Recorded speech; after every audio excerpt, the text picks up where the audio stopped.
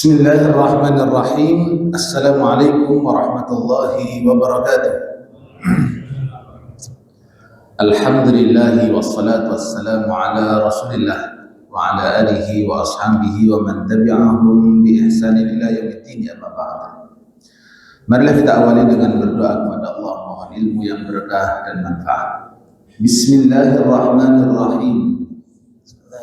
Raditu billahi rabba wa bil islami dina wa bi muhammadin nabiyya wa rasulah. Rabbi zidni ilma warzuqni fahma. Allahumma inni as'aluka ilman nafi'a wa rizqan thayyiba wa amalan mutaqabbala. Allahumma inni a'udzu bika min ilmin la yanfa' wa qalbin la yakhsha' wa nafsin la tashba' wa da'watin la yustajabu laha. Rabbana atina fid dunya hasanah wa fil akhirati hasanah wa qina adzabannar. Amin ya rabbal alamin. Alhamdulillahirrabbilalamin. Bapak Ibu sekalian, kita bisa berkumpul kembali di majelis ilmu kajian syuruh pada pagi hari ini. Bapak Ibu sekalian, dalam kita belajar harus tetap bersabar. Duduk di majelis ilmu itu bersabar. Kalau sudah mulai bosan, sudah mulai capek, maka ingat-ingat hadis Nabi Shallallahu Alaihi Wasallam, man salaka tariqan yaltamisu fihi ilman sahhalallahu lahu bihi tariqan ilal jannah. Barang siapa yang berjalan menuntut ilmu, Allah mudahkan jalannya menuju surga. Karena orang belajar itu kadang capek, Pak. Orang belajar itu kadang capek, kadang lelah, kadang juga merasa bosan. Begitupun dengan para sahabat. Maka beberapa sahabat ketika mengisi pengajian, sebagaimana Ibnu Mas'ud, itu ngisi pengajiannya seminggu sekali. Padahal sahabat rindu dengan pengajian. Lalu ditanya, wahai Ibnu Mas'ud, kenapa kok ngisi pengajiannya seminggu sekali? Supaya kalian tidak bosan. Maka ngaji itu memang ada bosannya, tapi kalau sudah bosan, capek, jangan sampai berhenti. Sayang. Mengapa? Karena Allah Subhanahu wa Ta'ala akan memudahkan jalan bagi orang yang rajin belajar, bersungguh-sungguh belajar, jalannya menuju surganya Allah Subhanahu wa Ta'ala. Maka mudah-mudahan kita yang hari ini sudah istiqomah, diberikan kesabaran dalam belajar dan dimudahkan jalan kita menuju surganya Allah Subhanahu wa Ta'ala. Amin ya rabbal alamin. Hari ini kita akan bahas tentang akhlak, tentang akidah, tentang sebuah kisah yang hari ini saya ambil dari kisah Saba. Dan hari ini kita akan membaca tentang surat Saba, ya, surat Saba yang saya ambil dari ayat 15 sampai nanti di ayat 21. Mengapa tema ini penting saya angkat surat Saba? Karena hari ini negeri kita sedang dilanda musibah. Di Aceh belum kelar, di Sumatera belum kelar, masih pemulihan. Maka kita sebagai seorang muslim perlu untuk kemudian melihat bagaimana Al-Quran melihat sebuah musibah. Apa sebab musibah? Mengapa Allah timpakan musibah? Dan salah satu yang bisa kita tadabburi adalah surat Saba. Surat Saba kali ini dari ayat 15 itu secara ringkas mengisahkan tentang sebuah negeri yang subur dan akhirnya Allah hancurkan dikarenakan pelanggaran-pelanggaran yang sangat banyak. Maka ini barangkali bisa kita menggambarkan Indonesia yang juga subur, makmur, tanahnya subur, tambangnya banyak, hasil laut melimpah, hasil darat melimpah. namun kok ujian bertubi-tubi. Jangan-jangan kita ini melakukan sesuatu yang sama dengan yang dilakukan oleh kaum Saba, sehingga kesuburan, kemakmuran itu diganti dengan sesuatu yang tidak baik oleh Allah.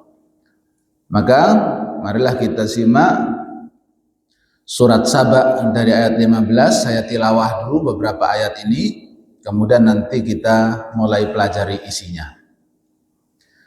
A'udzu billahi minasyaitonir rajim.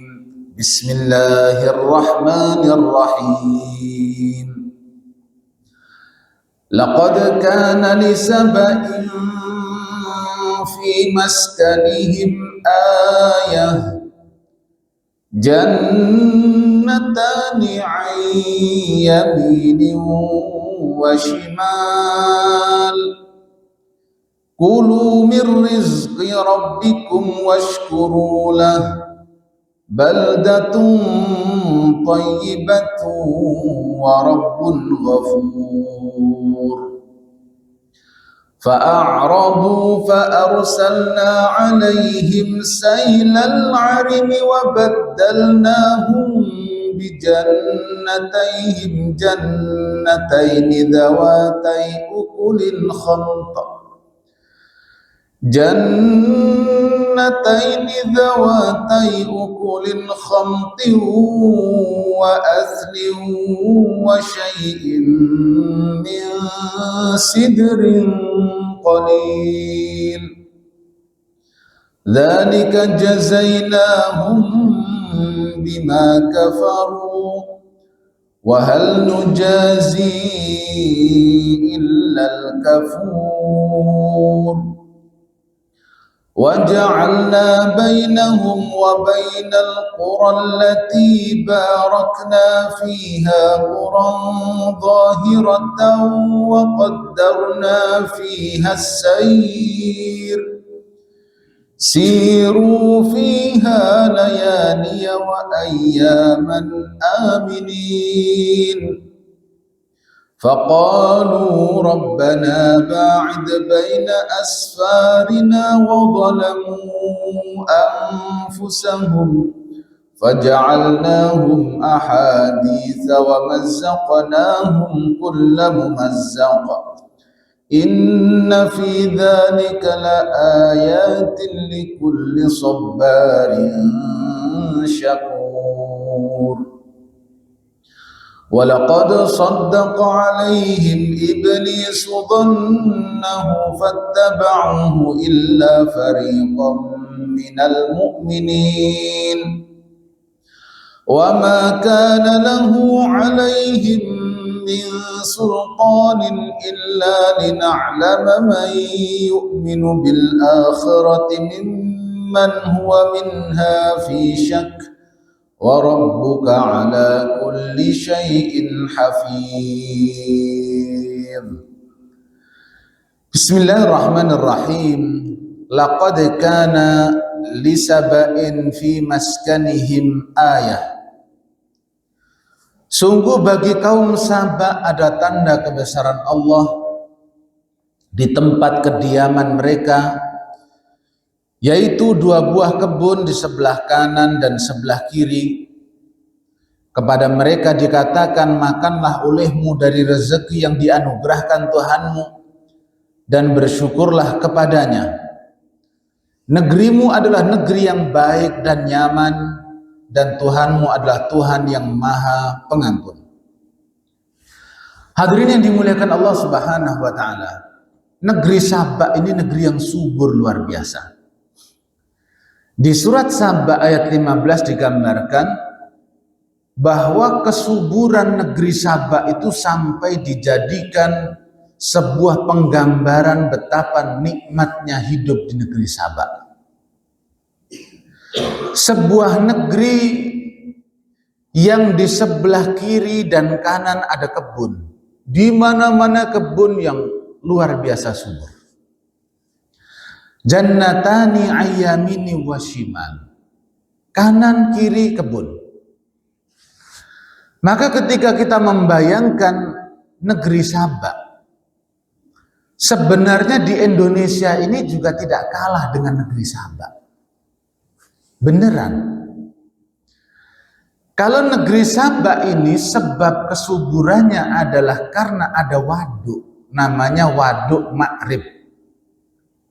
Jadi Ma'rib itu adalah ibu kotanya Sabak pada waktu itu, punya satu waduk besar sebagai cadangan air irigasi. Sehingga setiap tahun negerinya makmur, subur.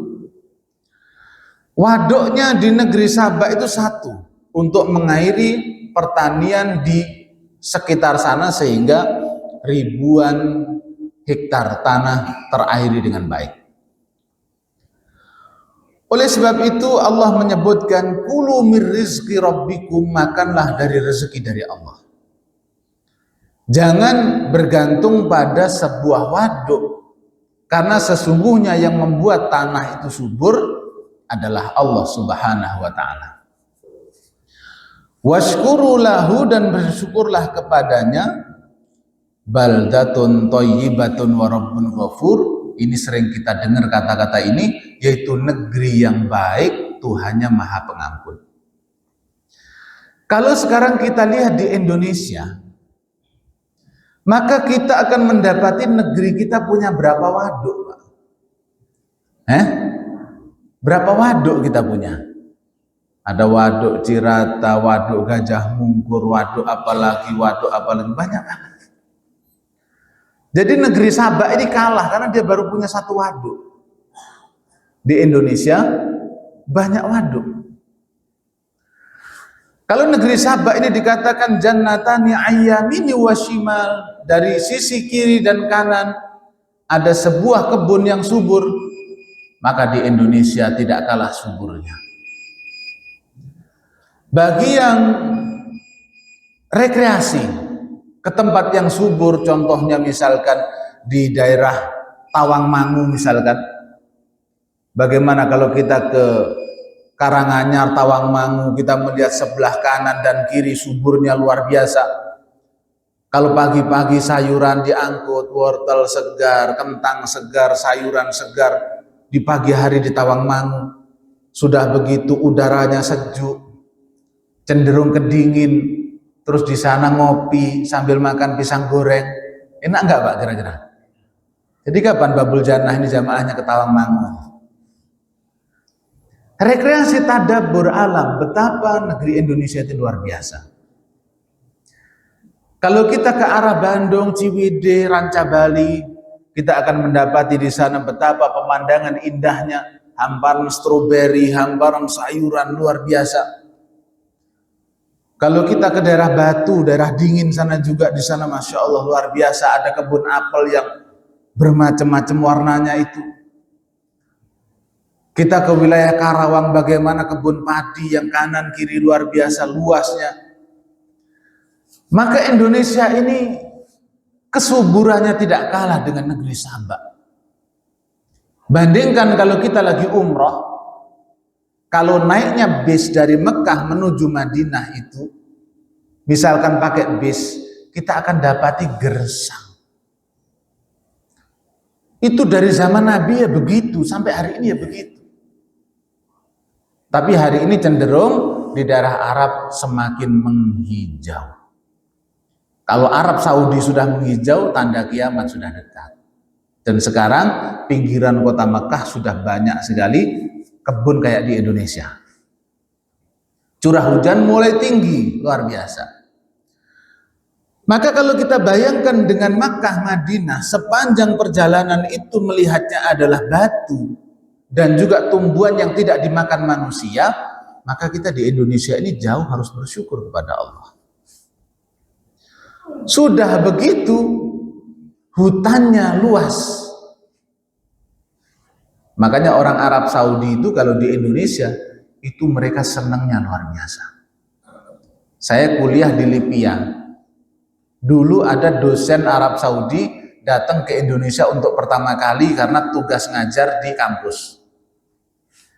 Ketika hujan, sampai berhenti ngajar.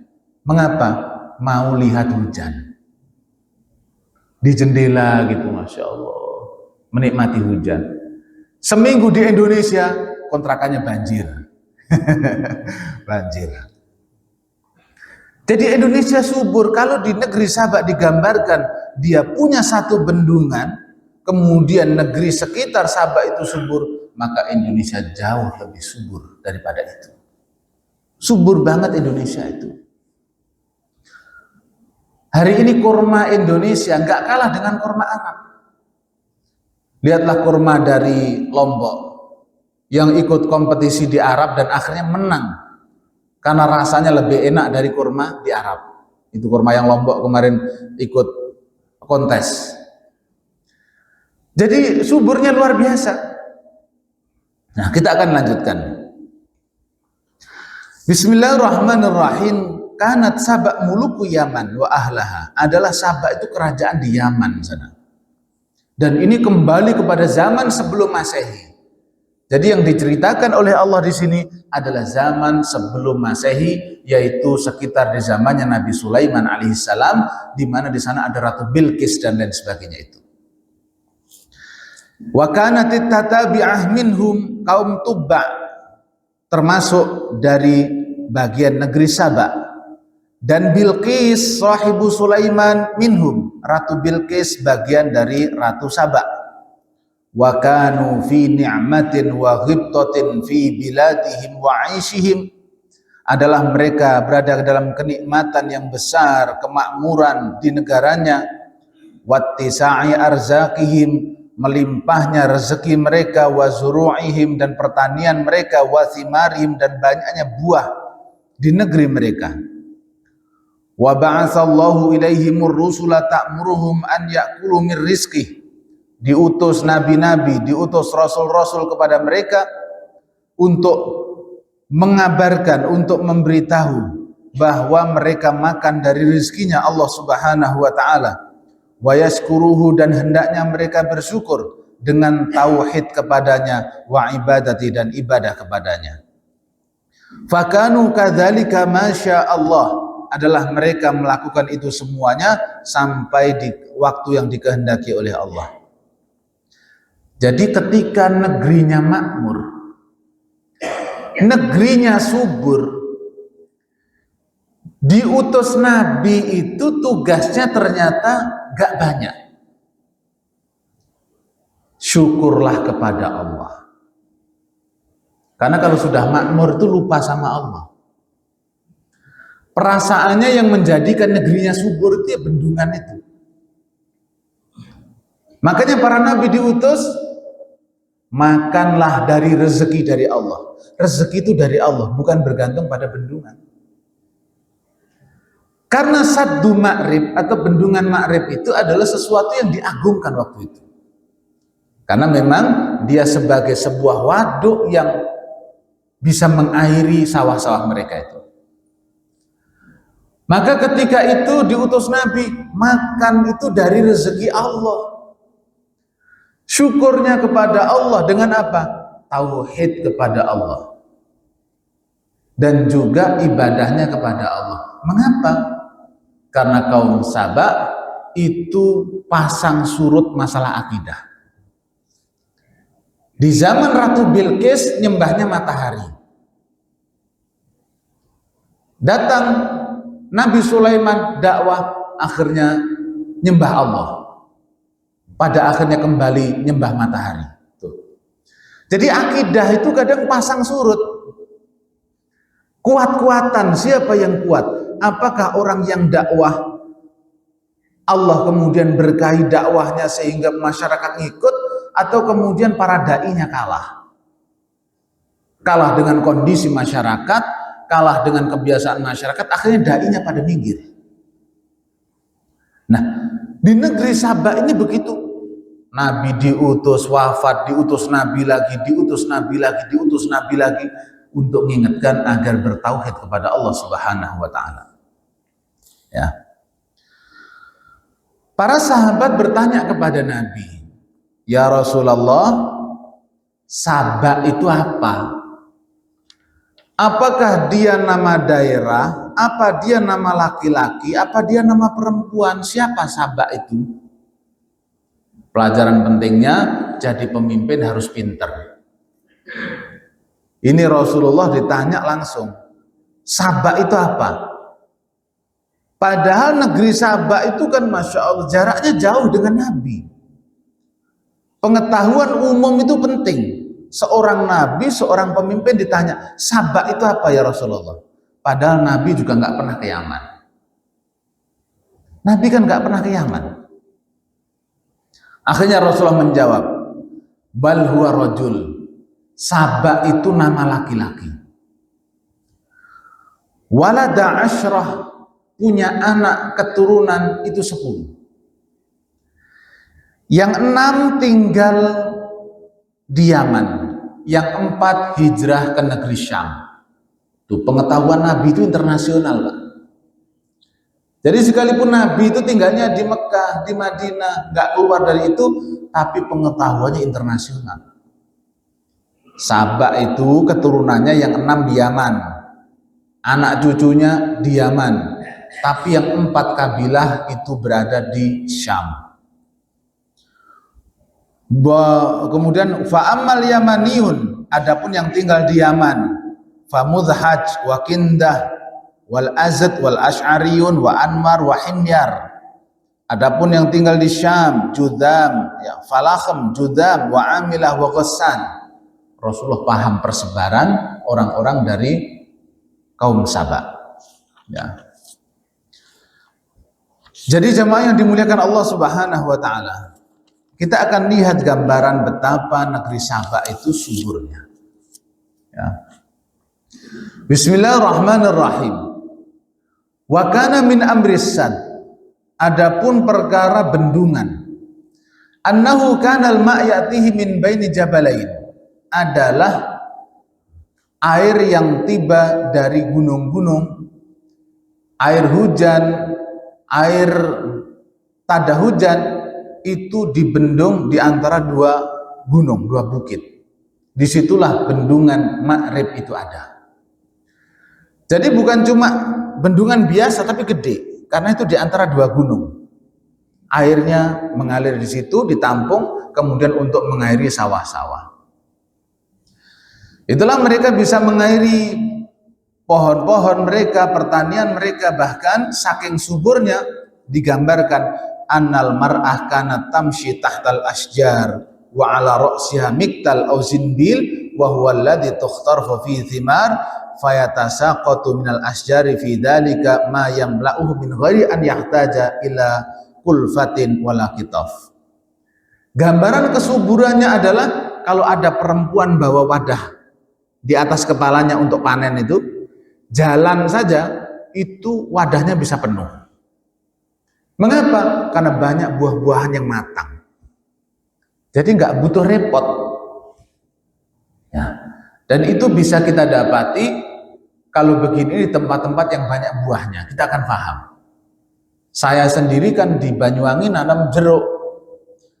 Itu kita paham karena Masya Allah buahnya itu kan di bawah-bawah begini, paling segini.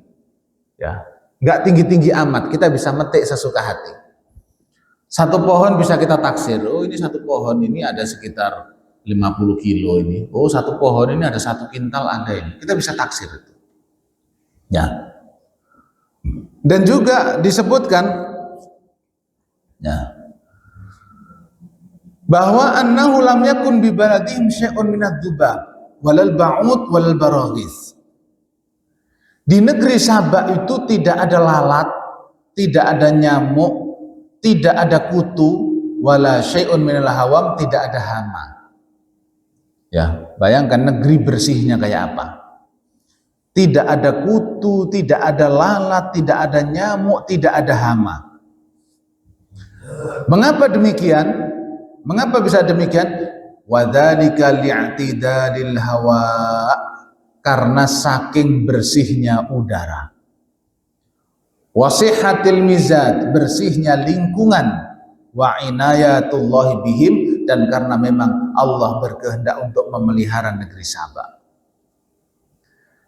Kalau melihat kondisi ini berarti orang-orang negeri Saba peduli kebersihan. Mengapa?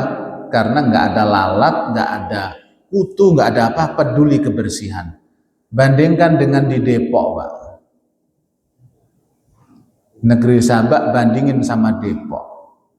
Di Depok itu bukan tempat sampah aja, jadi tempat sampah. Di pinggir jalan itu loh sampah tiba-tiba numpuk banyak. Itu di Depok. Makanya lalat banyak. Kita ke warung aja kadang tiba-tiba ada lalat aja datang. Kali Ciliwung kotor. Itu kira-kira Kali Ciliwung tahun 70 airnya gimana, Pak? Masih bersih atau udah kotor begitu? Masih bersih. Masih bersih. Sekarang kayak kopi susu. Padahal nggak musim hujan itu kayak kopi susu. Nggak bisa dimanfaatin untuk minum. Nggak bisa. Padahal Ciliwung itu anugerah Allah. Itu anugerah Allah itu. Ternyata yang ngotori manusia sendiri.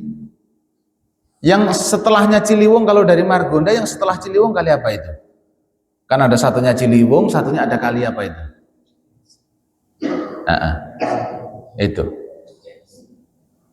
Itu apalagi Masya Allah aromanya nggak karu-karuan itu. Kadang ada buih yang tiba-tiba muncul banyak, entah itu limbah dari mana.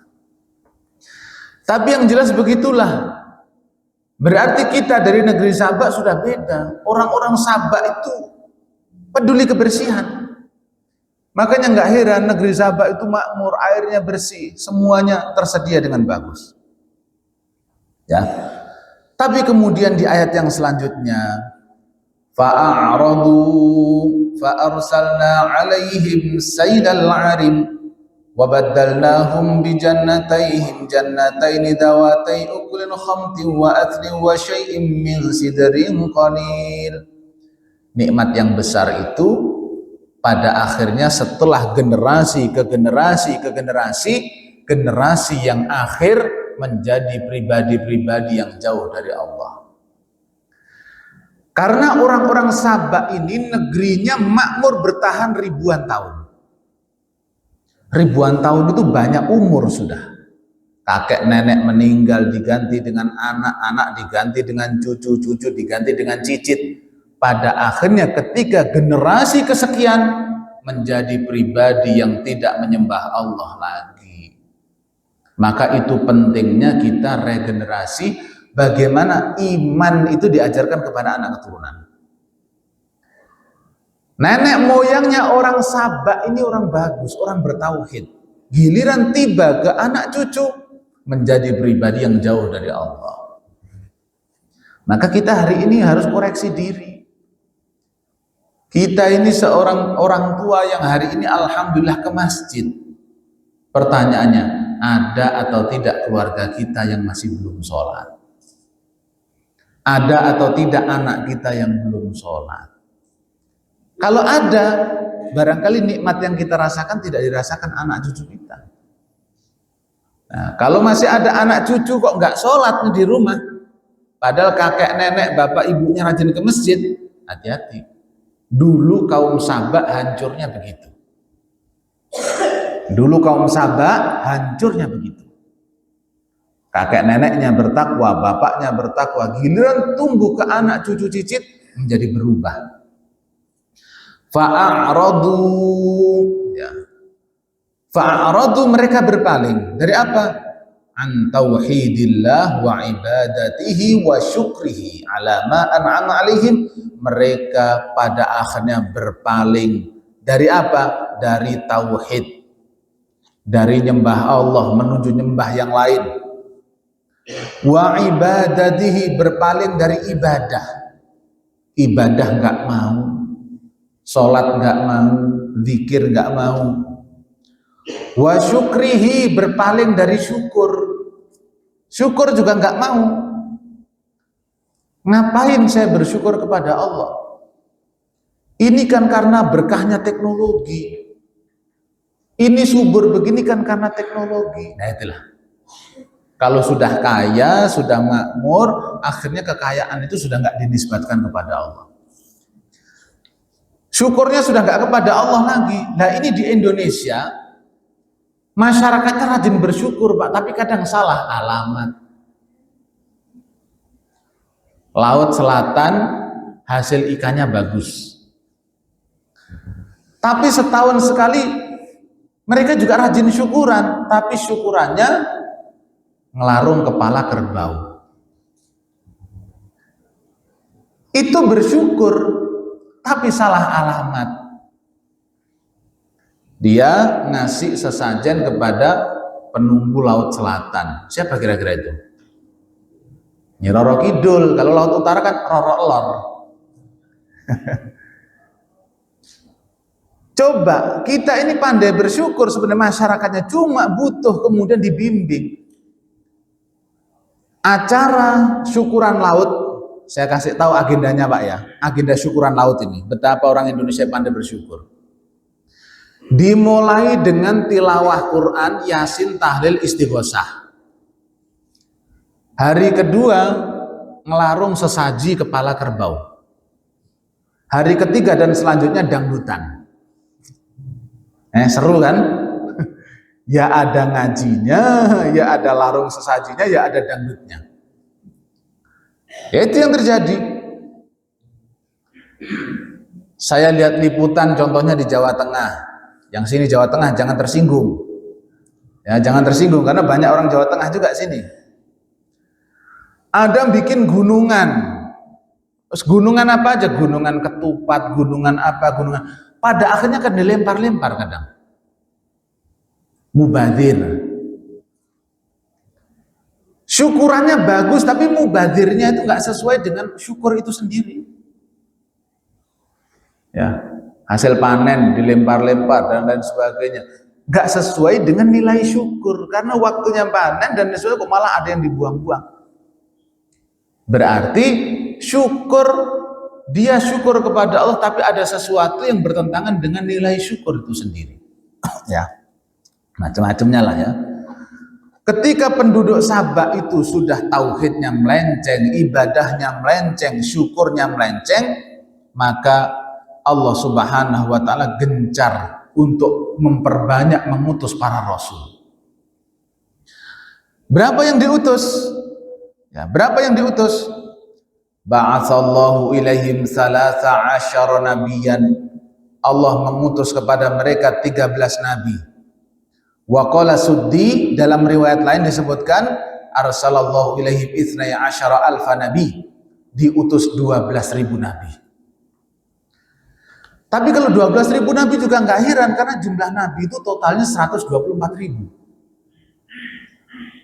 Bayangkan diutus sampai ribuan nabi mengingatkan hal yang sama. Tolong tauhidnya dibenerin, ibadahnya dibenerin, syukurnya yang benar. Itu aja pesannya 3 itu. Tauhidnya yang benar, ibadahnya yang benar, syukurnya yang benar. 12.000 nabi itu cuma nerangin 3 ini Pak. Ya, nerangin 3 itu. Ternyata sudah tidak bisa ditoleransi lagi.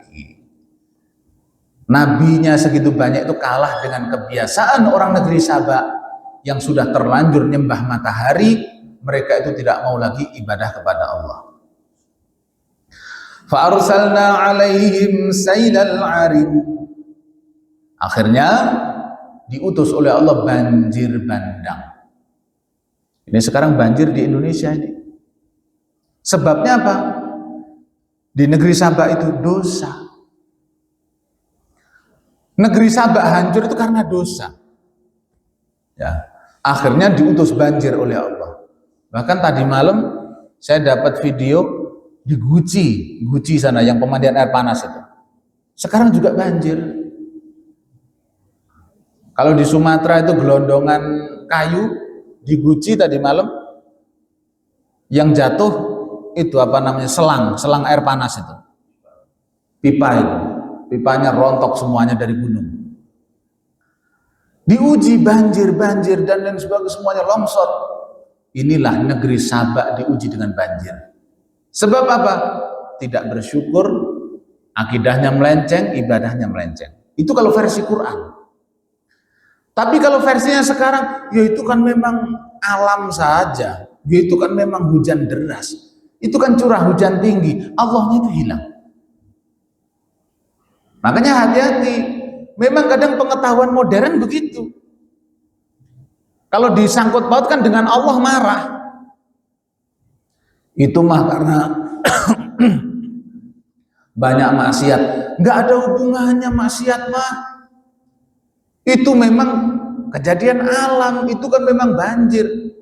Apa-apa kok disangkutin sama agama, nggak ada sangkutannya. Itu orang sekarang. Padahal di Quran sudah disebutkan betul-betul bahwa dulu ada negeri Sabak itu hancur karena maksiat.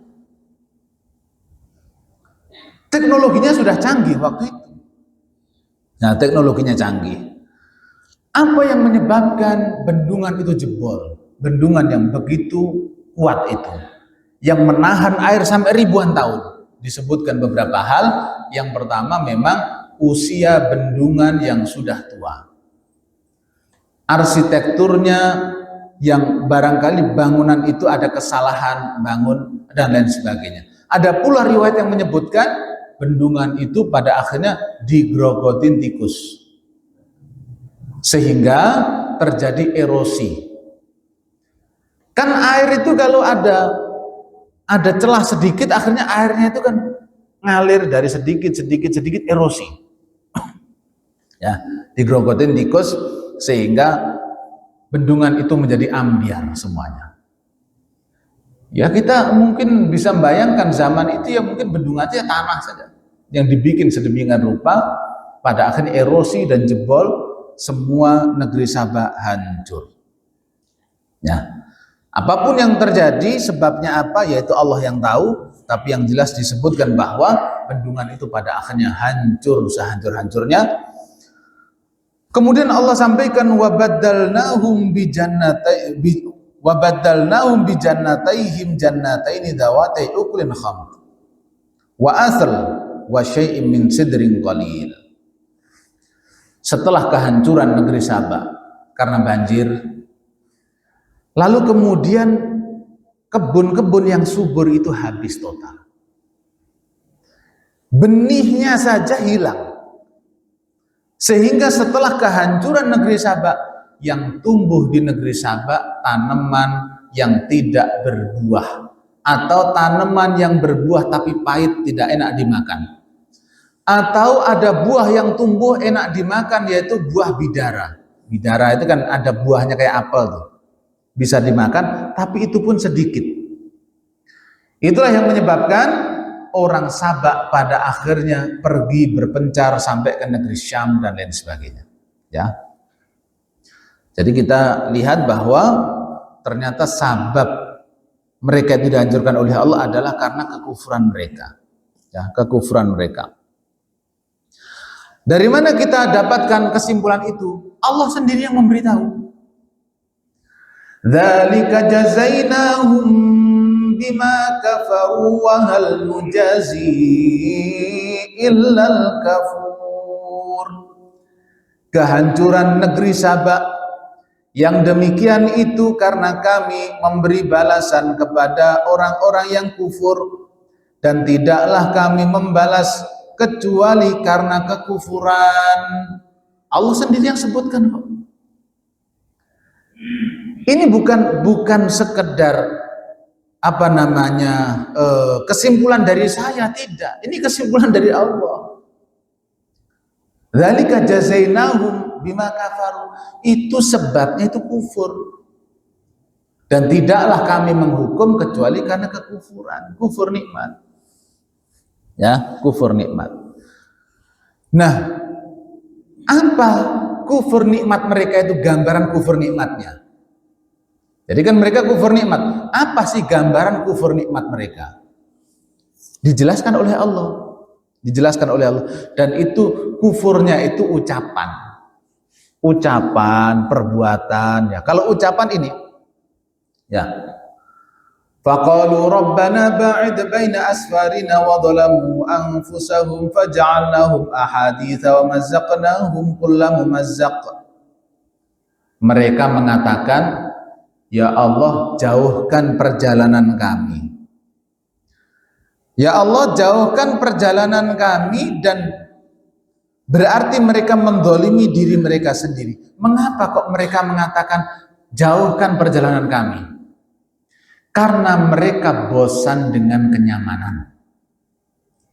Ini dosanya orang Sabak itu bosan dengan kenyamanan. Orang Sabak itu kalau mau berpergian, Mbak, itu cukup bawa kendaraan kemudian pergi. Untuk makanan sudah melimpah. Jadi kalau pergi tidak butuh untuk bawa bekal. Kalau berpergian, air bersih tersedia, makanan tersedia, sehingga mereka nggak butuh bekal kemana-mana. Dan mereka bosan karena itu. Mereka bisa tidur dimanapun dan aman. Ternyata bosan. Akhirnya apa permintaan mereka? Ya Allah, hidup kok gini-gini amat sih? Masa nggak ada tantangan sih hidup? Masa nggak ada tantangan? Ba'id baina asfarina. Ya Allah, kalau bisa itu perjalanannya agak jauhan dikit. Perjalanan kami yang butuh capek. Kami juga pengen pergi ke tempat-tempat yang sedikit berbahaya, tempat-tempat yang menantang. Masa kami itu terlalu nyaman? Coba. Nah, orang Indonesia mulai niru ini ucapannya. Kalau ada yang sulit, ngapain cari yang mudah? Kan? Itu kadang dengar ya anak muda ngomong begitu ya. Kalau ada yang sulit, ngapain cari yang mudah? Itu ucapan orang-orang Sabak. Orang itu bisa bosan, Mbak, karena kenikmatan itu bisa bosan. Makanya mereka meminta supaya perjalanan dijauhkan dikit. Dikabulkan nggak oleh Allah? Dikabulkan. Akhirnya mereka bercerai-berai, ada yang sampai hijrah ke negeri Syam, yang itu jauh. Gara-gara apa? Kufur nikmat. Sudah diberi kenikmatan, malah berdoa pengen dijauhkan perjalanannya, pengen kehidupan yang lebih menantang, akhirnya menantang betulan. Dijadikan oleh Allah semiskin-miskinnya orang. Dalam sekejap. Langsung miskin. Jadi hati-hati dengan ucapan. Hati-hati dengan ucapan. Ini orang Sabak ini ribuan tahun dalam kenikmatan, giliran cucunya ngomongnya sembarangan. Ngomong sembarangan dikabulkan oleh Allah. Ya, makanya hati-hati betul. Bismillahirrahmanirrahim. Ini sudah masuk bentar lagi waktu syuruk. Wa kana min ashabi Ali qala. Ini diingat-ingat betul nih. Jazaul maksiyah. Akibat dari maksiat itu ada 3. Akibat dari maksiat itu ada 3. Yang pertama, al-wahnu fil ibadah. Lemah untuk ibadah. Orang kalau sudah ahli maksiat, lemah ibadahnya. Yang kedua, wadhiq fil ma'isyah. Sempit penghidupannya, sempit hatinya. Sekalipun rumahnya sudah bagus, mobilnya sudah mewah, duitnya banyak, tapi penghidupannya sempit. Makanya kalau kita lihat ada orang rumahnya mewah, mobilnya bagus, tapi nggak betah di rumah, itu boleh jadi karena banyak maksiat. Bagaimana tandanya nggak betah di rumah? Bang, sampean nggak pulang bang? Ah, bosan di rumah, malas, sumpek di rumah. Padahal rumahnya bagus. Sumpek saya di rumah. Nah kenapa? Ah, nggak tahu lah.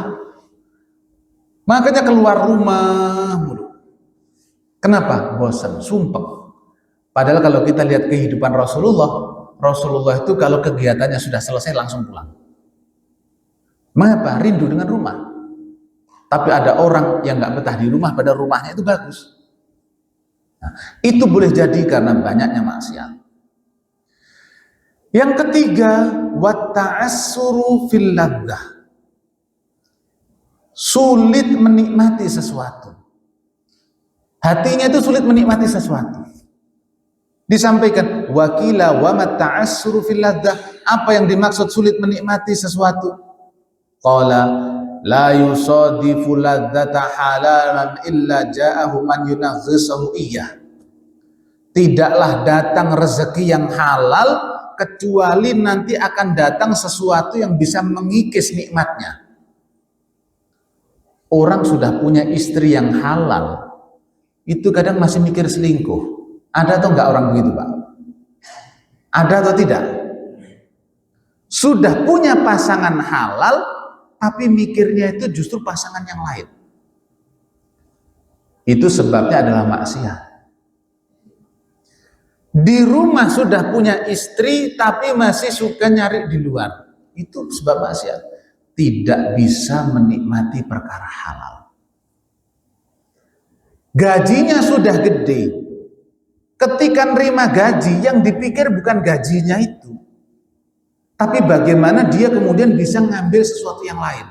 Gaji itu menjadi nggak disyukuri. Apaan kerja capek gaji cuma sekian. Coba hati-hati dengan ucapan itu. Itu artinya dia tidak bisa menikmati perkara halal. Gaji itu halal, tapi dia nggak bisa nikmati. Bahkan ketika gajian saja sudah nggak nikmat rasanya. Apaan? Kerja capek gajinya cuma sekian. Makanya nggak heran kemarin ini berita yang ada di Facebook, saya lihat itu, kepala desa korupsi dana desa 700 juta.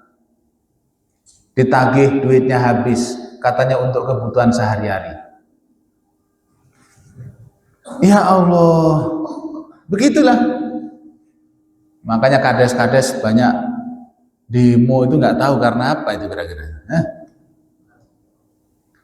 Ada satu kampung, Pak, satu kampung di daerah sono, saya tahu kampung itu, dana desanya habis ternyata untuk judi online. Dana desa untuk judi online. Jadi kampung itu jalannya rusak parah. Saya kan waktu itu nanya ke warganya gitu. Kenapa daerahmu itu kok rusak mulu? Itu kan ada dana desa. Apaan dipakai judi kemarin sama orang lurah? Katanya sih mau untuk bangun desa. Jadi harapannya itu menang judi, kemudian setelah menang kan duitnya banyak, baru bangun jalan. Itu loh maksudnya, itu tujuannya baik gitu loh. Tujuannya baik, tapi ternyata ambiar, modalnya juga habis. Makanya hati-hati. Nah, kalau orang sudah tidak bisa menikmati perkara halal, ini bahaya. Istri halal nggak bisa nikmati. Rumahnya halal nggak bisa nikmati, mobilnya nggak bisa nikmati, selalu kepikirannya nikmati yang haram terus. Hati-hati betul, ya hati-hati betul. Beginilah kisah dari negeri Sabak. Nah, dosa, ngomong-ngomong perkara dosa, tadi negeri Sabak itu dikatakan bahwa sebab hancurnya karena kufur nikmat, karena sebuah maksiat. Maka kita ini di Indonesia itu ada sebuah pemahaman yang kadang itu unik. Mas, sampean itu kok korupsi macam-macam dan lain sebagainya. Ternyata korupsi itu nggak masuk jajaran dosa. Dosa itu bagi dia, ya kalau kita ini dolim sama orang begitu ya dosa, kalau kita ini nyuri itu dosa, kalau ini dosa. Tapi korupsi nggak dosa ternyata. Nyatanya orang korupsi itu kadang haji, ya umroh, bolak-balik ke Mekah, ya pakai duit itu.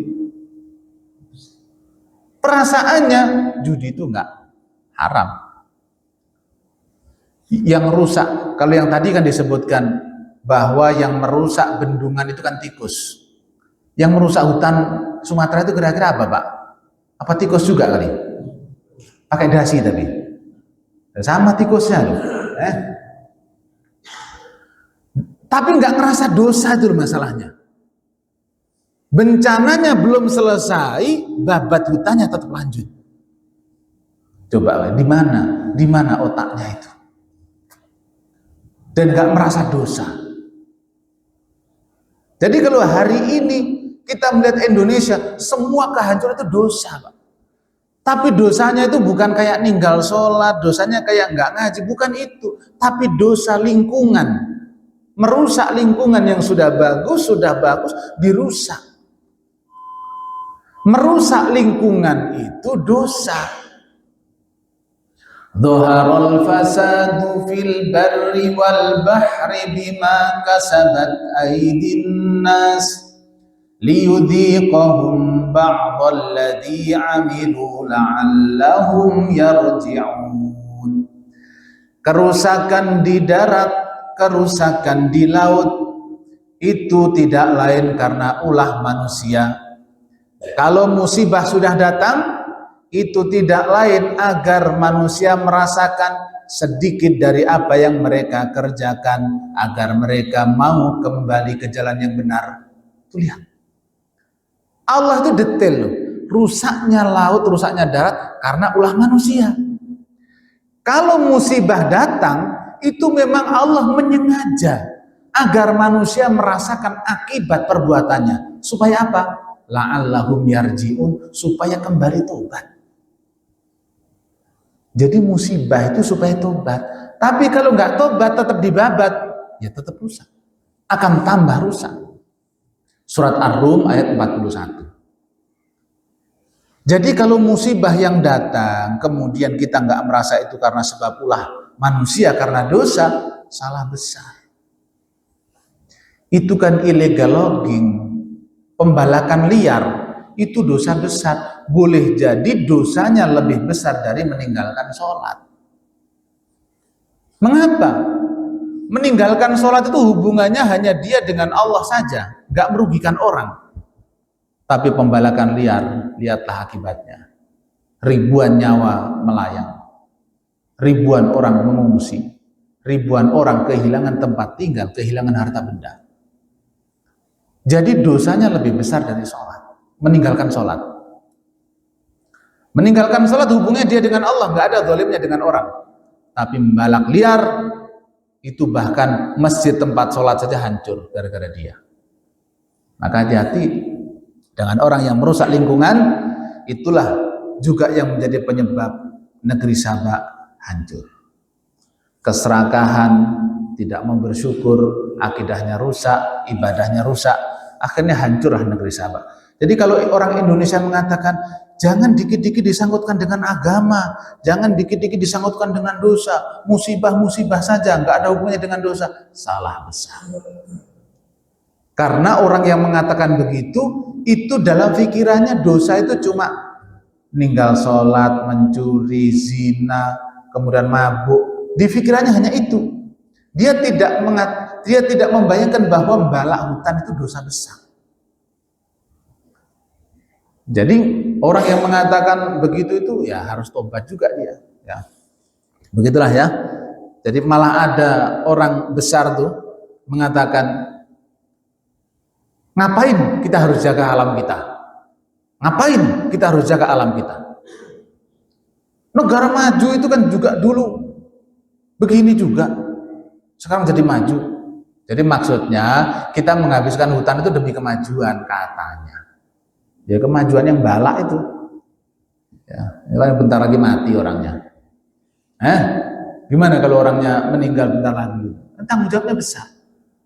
Mudah-mudahan sempat untuk membenahi negeri kita, sempat benahi hutannya, dan mudah-mudahan negeri kita menjadi baldatun thayyibatun wa rabbun ghafur. Ke depan negeri kita ini nggak hancur, tapi mudah-mudahan di tangan pemimpin-pemimpin yang baik, yang bagus, negeri kita bisa dibangun kembali. Amin ya rabbal alamin. Demikian yang saya sampaikan pada pagi hari ini.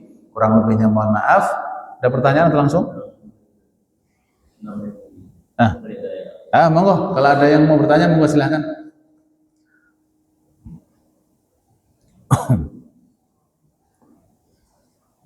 Monggo. Tidak ada? Masya Allah, masih ada 6 menit katanya. Baik. Hari ini juga kita mulai ajarkan kepada anak-anak kita, termasuk salah satunya bagaimana menjaga lingkungan. Anak-anak kita itu hari ini menjadi anak-anak yang kadang gak peduli sama sekali, Pak. Buang sampah itu, waduh, Masya Allah, sedih saya itu. Sedih. Untuk sekedar mengajarkan buang sampah pada tempatnya saja gak bisa. Dan itu bermulai dari orang tuanya.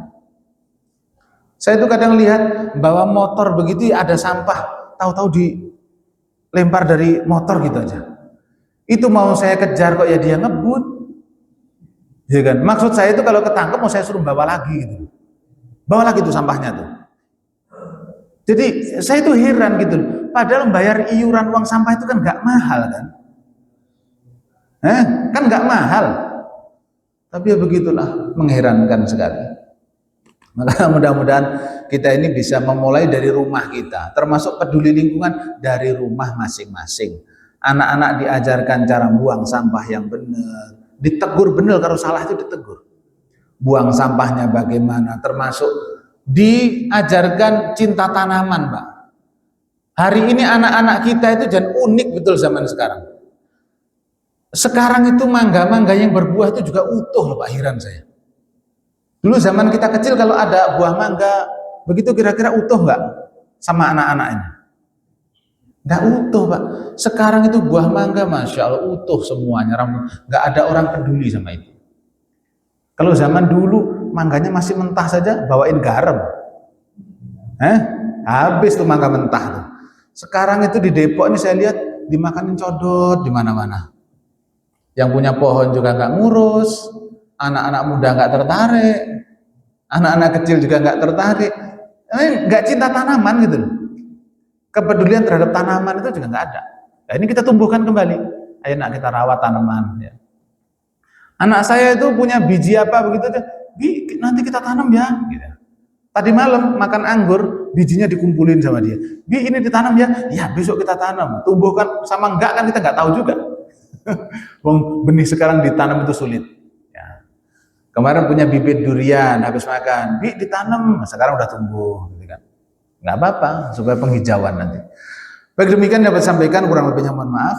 Kita akhiri dengan hamdalah dan doa kafaratul majlis. Alhamdulillahirabbil alamin. Subhanakallahumma bihamdika asyhadu an la ilaha illa anta astaghfiruka wa atubu ilaik. Assalamualaikum warahmatullahi wabarakatuh.